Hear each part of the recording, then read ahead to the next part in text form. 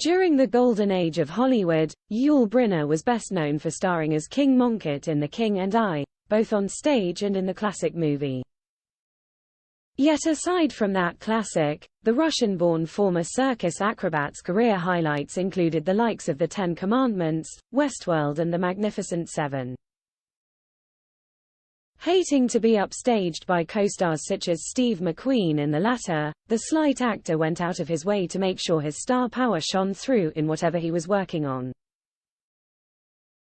Back in 1956, Brynner was cast as Pharaoh Ramesses II in Cecil B. DeMille's 3.5-hour biblical epic, The Ten Commandments, which is on Channel 4 this afternoon.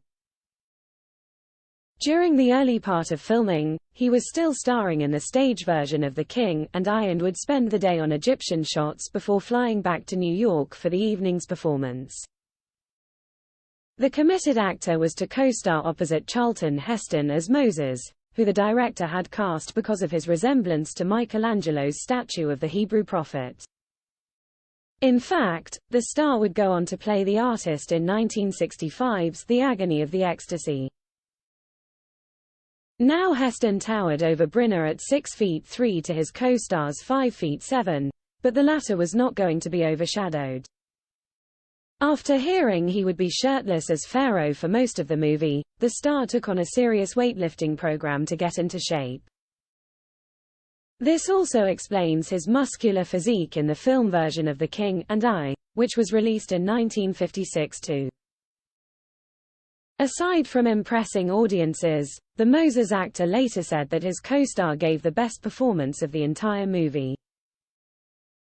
Brynner may be primarily associated with The King and I, given that he played the role of Mongkut 4,625 times on stage.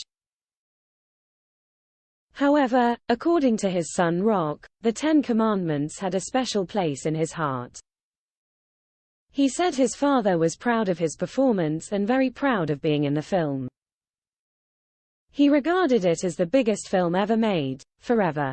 This shouldn't be too surprising given that The Ten Commandments was a mammoth success. Nominated for 7 Academy Awards, it is one of the biggest movies ever made, grossing $122.7 million at the box office on a $13 million budget.